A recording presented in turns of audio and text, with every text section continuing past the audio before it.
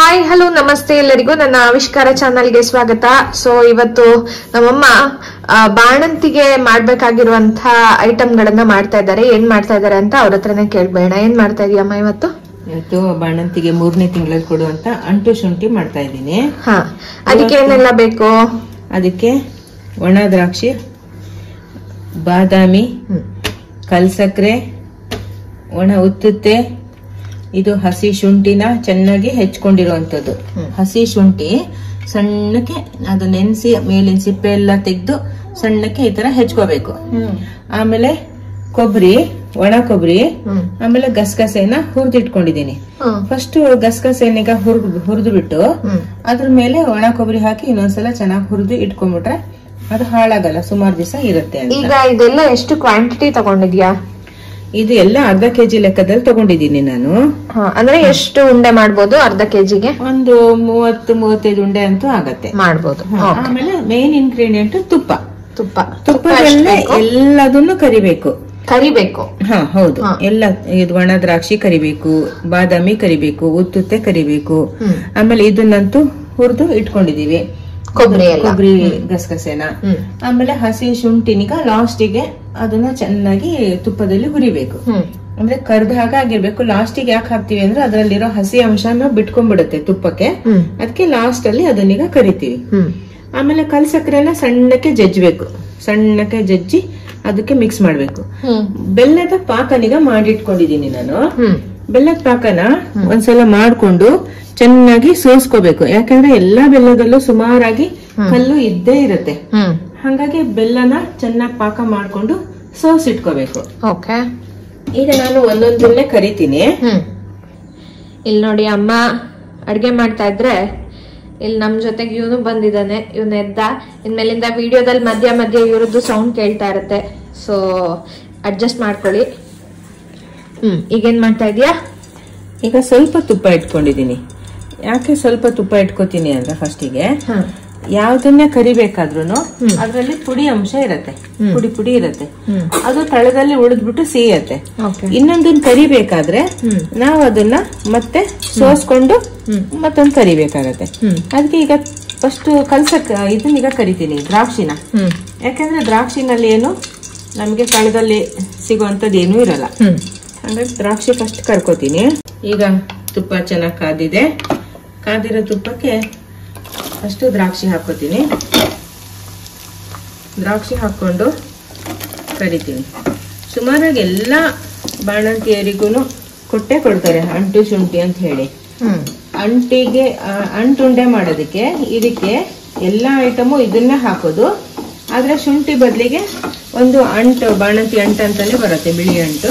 ಅದನ್ನ ತಂದು ಕುಟ್ಟಿ ಪುಡಿ ಮಾಡಿ ತುಪ್ಪದಲ್ಲಿ ಕರೆದು ಹಾಕ್ತಿವಿ. ಶುಂಠಿ ಬದಲಿಗೆ ಅದು. ಶುಂಠಿ ಹಾಕಿದ್ರೆ ಶುಂಠಿ ಉಂಡೆ, ಅಂಟು ಹಾಕಿದ್ರೆ ಅಂಟಿನ ಉಂಡೆ. ಆದ್ರೆ ಎರಡನ್ನೂ ಕೊಡ್ತೀವಿ. ಯಾಕೆಂದ್ರೆ ಬಾಣಂತಿಗೆ ತುಂಬಾ ನರ್ವಸ್ ವೀಕ್ನೆಸ್ ಇರುತ್ತೆ, ಬ್ಲಡ್ ಎಲ್ಲ ತುಂಬಾ ಕಮ್ಮಿ ಇರುತ್ತೆ. ಅವರಿಗೆ ಬೆನ್ನಿಗೆ ಎಲ್ಲದಕ್ಕೂ ಬಲ ಸಿಗತ್ತೆ ಅಂತ ಹೇಳಿ ಇದನ್ನ ಮಾಡ್ತಾರೆ. 3 ತಿಂಗಳ ತನಕ ಕೊಡಬಾರ್ದಾದ್ರೆ ಅಲ್ಲ, 2 ತಿಂಗಳು ಕಂಪ್ಲೀಟ್ ಕೊಡಲ್ಲ. ಅಲ್ಲಿವರೆಗೂ ಅವರಿಗೆ ದೇಹ ಒಣಗಿಸುವಂತಹ ಔಷಧಿಗಳನ್ನೇ ಕೊಡ್ತಾ ಇರ್ತೀವಲ್ಲ, ನಂಜಿನ ಔಷಧಿಗಳು ಕೊಡ್ತಾ ಇರುತ್ತೆ. ಆಮೇಲೆ ಇದನ್ನ ಕೊಡೋದ್ರಿಂದ ದೇಹಕ್ಕೆ ಪುಷ್ಟಿ ಸಿಗತ್ತೆ. ಆಮೇಲೆ ಹಾಲು ಸ್ವಲ್ಪ ಕಮ್ಮಿ ಆಗ್ತಾ ಬಂದಿರತ್ತೆ ಅವಾಗ 3ನೇ ತಿಂಗಳಿಂದ. ಹಾಗಾಗಿ ಹಾಲು ಚೆನ್ನಾಗಾಗತ್ತೆ ಮಗುವಿಗೆ. ಅದಕ್ಕಾಗಿ ಆಮೇಲೆ 3ನೇ ತಿಂಗಳಿಂದಾನೇ ಇದನ್ನೆಲ್ಲ ಕೊಡೋದು. ಫಸ್ಟ್ ಬಾಣಂತಿ ದೇಹ ಚೆಟ್ಟಬೇಕು ಅಂತ ಹೇಳ್ತಾರೆ ನಮ್ಮಲ್ಲಿ. ಹಾಗಾಗಿ ಅವಾಗ ನಂಜಿನ ಔಷಧಿಗಳನ್ನ ಹೆಚ್ಚಾಗಿ ಕೊಡೋದು. ಈಗ ನೆಕ್ಸ್ಟ್ ಉತ್ತುತ್ತೆನೂ ಅಷ್ಟೇ ಬೀಜ ತೆಗೆದ್ಬಿಟ್ಟು ಈ ತರ ಸಣ್ಣಕ್ಕೆ ಹೆಚ್ಕೊಂಡಿದೀನಿ. ಸ್ವಲ್ಪ ಹೆಚ್ಚೋದ್ ಕಷ್ಟ ಆಗ್ಬೋದು, ಕೆಲವು ಮೆತ್ತಗಿರುತ್ತೆ, ಕೆಲವು ತುಂಬಾ ಡ್ರೈ ಆಗಿರುತ್ತೆ. ಆದಷ್ಟು ಸಣ್ಣಕ್ಕೆ ಹೆಚ್ಚಬೇಕು. ಸಣ್ಣಕ್ಕೆ ಹೆಚ್ಚಿದ್ರೆ ಬಾಯಿಗೆ ಇದಾಗತ್ತೆ, ಅಗಿಲಿಕ್ಕೆ ಚೆನ್ನಾಗತ್ತೆ. ಬರೀ ಇಲ್ಲಾಂದ್ರೆ ಅದೇ ಸಿಕ್ಕಂಗಾಗತ್ತೆ. ಇದು ಕೆಂಪಾಗೋ ತರ ಕರಿಬೇಕಾ? ಚೆನ್ನಾಗ್ ಆಗ್ಬೇಕು. ಅದು ಹಸಿದು ಇದೆಲ್ಲ ಹೋಗಿ ಚೆನ್ನಾಗ್ ಆಗ್ಬೇಕು.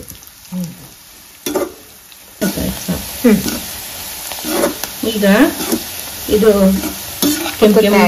ಉತ್ತುತ್ತೆ ಆಗಿದೆ, ಮಧ್ಯ ಮಧ್ಯ ಒಂದೊಂದು ರಾಶಿ ಇದೆ ನೋಡು, ಕೆಂಪಗೆ ಆಗ್ತಾ ಇದೆ. ಅವಾಗಿನ ಕಲರ್ಗೂ ಇವಾಗಕ್ಕೂ ವ್ಯತ್ಯಾಸ ಗೊತ್ತಾಗತ್ತಲ್ವಾ? ತುಂಬಾ ಕರ್ದು ಅಂದ್ರೆ ಗರಿ ಗರಿಯೇ ಆಗ್ಬಾರ್ದು ಯಾವಾಗ್ಲೂ. ಈ ಹಸಿ ಇದ್ರದೆಲ್ಲ ಹೋಗಿ ತುಪ್ಪದಲ್ಲಿ ಒಂದ್ಸಲ ಚೆನ್ನಾಗಿ ಹುರಿದಂಗೆ ಕರಿಬೇಕಷ್ಟೇ. ಈಗ ಈ ತರ ಗಸಿ ಗಸಿ ಇರತ್ತೆ. ಈ ಗಸಿನೆಲ್ಲ ಒಂದ್ಸಲ ಸೋಸ್ಕೊಂಡು ಆಮೇಲೆ ಮತ್ತೆ ಬಾದಾಮಿಯನ್ನ ಕರಿತೀನಿ. ಯಾಕಂದ್ರೆ ಈ ಗಸಿ ಇದ್ದಂಗೆನೆ ಬಾದಾಮಿನೀಗ ಕರಿಯಕ್ ಹೋದ್ರೆ ಅದೆಲ್ಲ ಸೀದ್ ಹೋಗುತ್ತೆ, ಮತ್ತೆ ಚೆನ್ನಾಗಲ್ಲ ಅದು. ಅದಕ್ಕೆ ಇದನ್ನ ಒಂದ್ಸಲ ಮತ್ತೆ ಸೋಸ್ಕೊಂಡು ಮತ್ತೊಂದ್ಸಲ ಕರಿಯೋಣ. ಈಗ ಬಾದಾಮಿಗೆ ಕರಿಲಿಕ್ಕೆ ತುಪ್ಪ ಹಾಕಿಟ್ಟಿದ್ದೀನಿ, ಮತ್ತೆ ಕಾದಿದೆ. ಇನ್ನೊಂದ್ ಸ್ವಲ್ಪ ತುಪ್ಪ ಸೇರಿಸಿದ್ದೀನಿ ಅದಕ್ಕೆ. ಈಗ ಸಣ್ಣಕ್ಕೆ ಹೆಚ್ಚಿದ್ದೀನಲ್ಲ ಆ ಬಾದಾಮಿನ ಹಾಕೋದು. ಡ್ರೈ ಫ್ರೂಟ್ಸ್ ಅಂದ್ಮೇಲೆ ಗೋಡಂಬಿ ಏನಕ್ಕೆ ಹಾಕಲ್ಲ? ಗೋಡಂಬಿ ಪಿತ್ತ ಮತ್ತೆ ಫ್ಯಾಟ್ ಜಾಸ್ತಿ ಅದಕ್ಕೆ. ಇದು ಯಾವ್ದು ತಿಂದ್ರೆ ದಪ್ಪ ಆಗ್ಬಿಡ್ತಾರೆ ಹಂಗೆಲ್ಲ ಏನಿಲ್ಲ. ಇದು ಗೋಡಂಬಿ ಮಾತ್ರ ಫ್ಯಾಟ್ ಮತ್ತೆ ತುಂಬಾ ಪಿತ್ತ ಆಗತ್ತೆ ಅದು ಗೋಡಂಬಿ ತಿಂದ್ರೆ, ಹಾಗಾಗಿ ಅದನ್ನ ಹಾಕಲ್ಲ. ಇದೆಲ್ಲದು ನಿಮ್ಗೆ ಗುಡ್ ಕೊಲೆಸ್ಟ್ರಾಲ್ ಕೊಡುವಂಥದ್ದು. ಎಲ್ಲ ಅಂತಾರೆ ತುಪ್ಪ ತಿಂದ್ರೆ ದಪ್ಪ ಆಗ್ತಾರೆ, ತುಪ್ಪ ತಿಂದ್ರೆ ದಪ್ಪ. ಈಗ ಬಾಣಂತನದಲ್ಲಿ ತುಂಬಾ ತುಪ್ಪ ಕೊಡ್ತೀವಿ, ಆದ್ರೂ ದಪ್ಪನೇ ಆಗಲ್ಲ. ಯಾಕಾಗಲ್ಲ? ಅವಾಗ ಗುಡ್ ಕೊಲೆಸ್ಟ್ರಾಲ್ ನಿಮ್ ದೇಹಕ್ಕೆ ಸೇರಿ ಬ್ಯಾಡ್ ಕೊಲೆಸ್ಟ್ರಾಲ್ ಎಲ್ಲ ಹೊರಗೆ ಹೋಗುತ್ತೆ. ಹಾಗಾಗಿ ತುಪ್ಪ ಇಷ್ಟೇ ತಿಂದ್ರು ದಪ್ಪ ಆಗಲ್ಲ. ಇದು ಸ್ವಲ್ಪ ಬ್ರೌನ್ ಆಗ್ಬೇಕಲ್ಲ? ಹೌದು, ಚೆನ್ನಾಗಿ ಗರಿ ಗರಿ ಆಗತ್ತೆ. ತೆಗೆದ್ಬಿಡ್ತೀಗ ಗ್ಯಾಸ್ ಆಫ್ ಮಾಡ್ಕೊಂತೀನಿ, ಯಾಕಂದ್ರೆ ಲಾಸ್ಟ್ ತೆಗಿಯೋ ಹೊತ್ತಿಗೆ ಅದೆಲ್ಲ ಸಪ್ಪೆ ಆಗ್ಬಿಡತ್ತೆ. ಅದಕ್ಕಾಗಿ ಇಷ್ಟು ಸಾಕು. ಈಗ ಇದೆಲ್ಲ ಕರಿಯಕ್ಕೆ ಆಗ್ತಾ ಬಂದಾಗ ಒಂದ್ ಸೈಡ್ ಅಲ್ಲಿ ನಾನು ಪಾಕಕ್ಕೆ ಇಟ್ಕೊಂಡಿದ್ದೀನಿ. ಪಾಕ ಸೋಸಿದ್ದೆ ಅಂತ ತೋರಿಸಿದ್ದಲ್ಲ ನಾನು ನಿಮ್ಗೆ, ಆ ಸೋಸಿದ ಪಾಕನೀಗ ಚೆನ್ನಾಗಿ ಕುದಿಯಕ್ಕೆ ಇಟ್ಕೊಂಡಿದ್ದೀನಿ. ಇದು ತುಂಬಾ ಗಟ್ಟಿನೂ ಆಗ್ಬಾರ್ದು, ಅಂದ್ರೆ ಎಳೆ ಪಾಕ ಅಂತಾರಲ್ಲ ಆತರ ಅಷ್ಟೊಂದು ಪಾಕನೂ ಆಗ್ಬಾರ್ದು, ಹಂಗಂತ ನೀರು ಆಗ್ಬಾರ್ದು. ಯಾಕಂದ್ರೆ ಉಂಡೆ ಕಟ್ಟಕ್ ಬರ್ಬೇಕು, ಆ ತರ ಇರ್ಬೇಕು. ಒಂದು ನೂಲ್ ಎಳೆ ತರ ಬರೋಂಗ್ ಅಷ್ಟಿದ್ರೆ ಸಾಕು. ಹಿಂಗಂದ್ರೆ ನೂಲ್ ಎಳೆ ಬರೋಷ್ಟಾಗ ಇನ್ನೂ ಇಲ್ಲ. ಇದು ಇನ್ನು ಕುದಿಬೇಕಿದೆ, ಚೆನ್ನಾಗಿ ಕುದೀಲಿ. ಕುದ್ರ ಮೇಲೆ ನಾನು ನಿಮ್ಗೆ ಮತ್ತೆ ತೋರಿಸ್ತೀನಿ. ಈಗ ಉಳಿದಿರೋ ಎಣ್ಣೆ ಇದಕ್ಕೆ ತುಪ್ಪಕ್ಕೆ ಸಣ್ಣಗೆ ಹೆಚ್ಚಿಟ್ಕೊಂಡಿದ್ದೀನಿ. ತುಂಬಾ ಸಣ್ಣಗೆ ಹೆಚ್ಕೋಬೇಕು. ಲಾಸ್ಟಿಗೆ ಹಾಕ್ಬೇಕಲ್ವಾ? ಯಾಕಂದ್ರೆ ಇದರಲ್ಲಿ ಹಸಿ ಅಂಶ ತುಂಬಾ ಇರತ್ತೆ. ಇದು ಹಸಿದೇ ಶುಂಠಿ ಆಗಿರತ್ತೆ. ಅದು ಹಸಿ ಅಂಶ ತುಂಬಾ ಇರೋದ್ರಿಂದ ಲಾಸ್ಟಿಗೆ ಹಾಕೊಂಡ್ರೆ ಇರೋದೆಲ್ಲ ಎಣ್ಣೆಗೆ ಅದ್ರದ್ದು ವಾಸನೆ ಎಲ್ಲ ಚೆನ್ನಾಗಿ ಅದರಲ್ಲೇ ಬಿಟ್ಕೊಳ್ಳುತ್ತೆ. ಲಾಸ್ಟಿಗೆ ಅದಷ್ಟು ತುಪ್ಪನೂ ಉಪಯೋಗಿಸ್ಕೊಳ್ಬಹುದು. ಈಗ ಹಾಕ್ತಾ ಇದ್ದೀನಿ.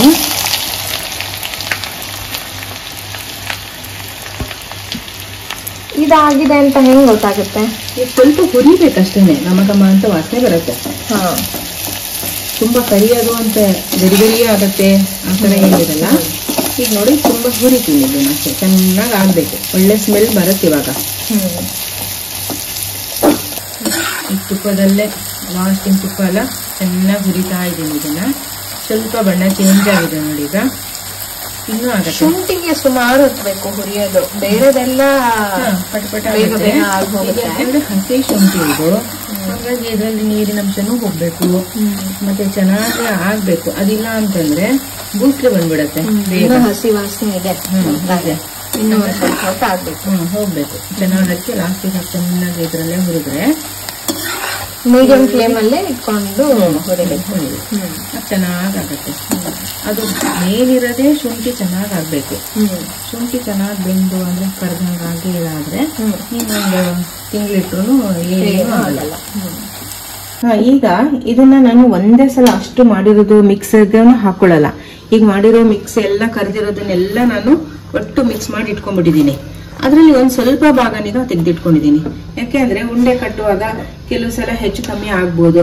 ಅದಕ್ಕೋಸ್ಕರ ನನಗೆ ಇದನ್ನ ಹಾಕ್ತಾ ಇದ್ದೀನಿ. ನೋಡಿ, ಹೀಗೆ ಸ್ವಲ್ಪ ಭಾಗಕ್ಕೆ ಮಾತ್ರ ಹಾಕ್ತಾ ಇದ್ದೀನಿ. ಹಾಕಿ ಕೂಡಿಸ್ಕೊಂಡ್ಬಿಟ್ಟು ಉಂಡೆ ಕಟ್ಟ ಹದಕ್ಕೆ ಬಂದೇ ಬರುತ್ತೆ. ಈಗ ಸಾಕು. ಇಟ್ಕೊಂಡು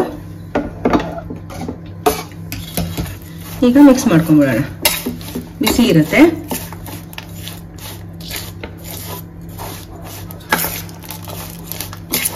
ಚೆನ್ನಾಗಿ ಮಿಕ್ಸ್ ಮಾಡಿಕೊಂಡು ಉಂಡೆ ಕಟ್ಬಿಟ್ರೆ ಸ್ವಲ್ಪ ಬಿಸಿ ಇದ್ದಾಗಲೇ ಕಟ್ಕೊಂಡ್ಬಿಡಿ. ಯಾಕೆಂದ್ರೆ ಆಮೇಲೆ ಹುಡಿ ಹುಡಿ ಆಗ್ಬಿಡುತ್ತೆ ಅದು.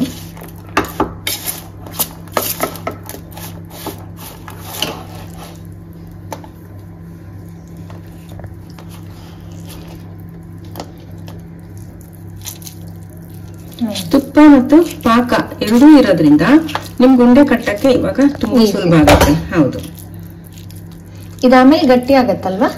ಪಾಕ ಗಟ್ಟಿ ಆಗತ್ತಲ್ಲ, ತುಪ್ಪನೂ ಗಟ್ಟಿ ಆಗತ್ತೆ, ಪಾಕನೂ ಗಟ್ಟಿ ಆಗತ್ತೆ. ನೋಡಿ ಕೈಯಲ್ಲಿ ಗೊತ್ತಾಗತ್ತೆ. ತುಪ್ಪ ಮತ್ತು ಪಾಕ ಎರಡೂ ಇದೆ. ಮತ್ತೆ ಉಂಡೆ ಕಟ್ಟಕ್ಕಂತೂ ತುಂಬಾ ಚೆನ್ನಾಗೇ ಬರುತ್ತೆ. ಈಗ ಸ್ವಲ್ಪ ಬಿಸಿ ಬಿಸಿ ಇರೋದ್ರಿಂದ ಕಟ್ಕೊಂಡ್ಬಿಡೋಣ.